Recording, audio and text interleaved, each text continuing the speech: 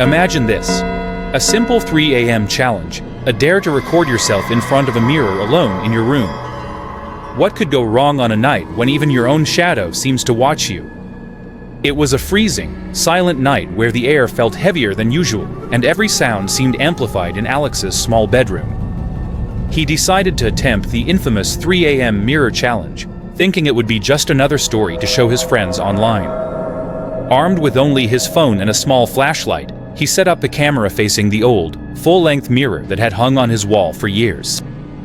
The clock struck 3, and an unsettling stillness filled the room. Every instinct in his body screamed that something wasn't right, but curiosity pushed him forward. He laughed nervously, trying to calm his own racing heartbeat, and aimed the camera at his reflection. At first, the mirror seemed completely normal, showing only Alex's pale, slightly trembling face. But then, something subtle caught his eye. The corner of the mirror frame twitched as if it had a life of its own. Alex froze, telling himself it was nothing, maybe just a trick of the shadows, but the window was tightly shut and the room was completely still. A whispering sound brushed against his ears, so faint that he could barely hear it at first. He strained to listen, trying to convince himself that it was only his imagination. The whispering grew clearer, almost like someone calling his name softly, urgently, from inside the glass. He shivered uncontrollably, and a cold sweat ran down his back. The camera's recording picked it up. The mirror itself seemed to shiver slightly. And then, Alex noticed it.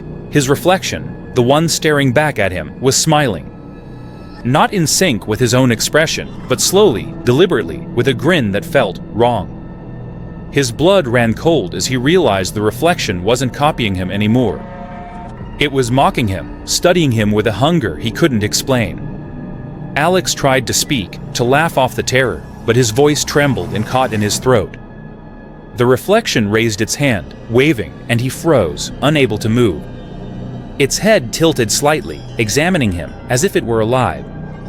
The room's temperature seemed to drop drastically, and the shadows in the corners of the room grew darker, stretching toward him like long, grasping fingers.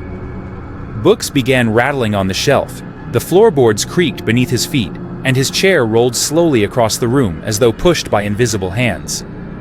Alex's phone vibrated suddenly on the desk, displaying a text from an unknown number. "Stop watching. Or join me." He stared at the screen, frozen, unable to look away from the glass that now seemed like a portal to something beyond understanding. Panicking, Alex grabbed blankets to cover the mirror, but they fell as if flung by an unseen force. The lights flickered violently.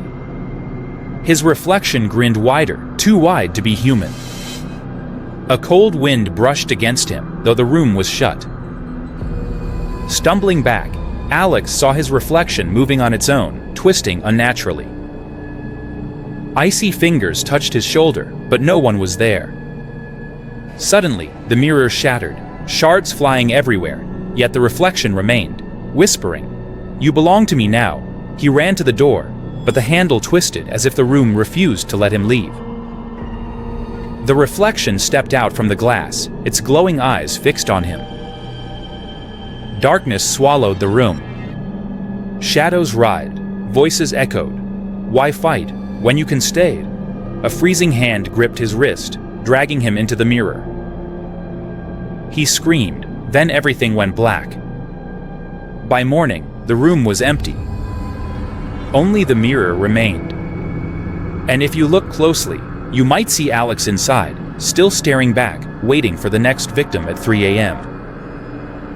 If you survived this story, hit like, subscribe, and turn on notifications, because there's always another nightmare waiting in the dark.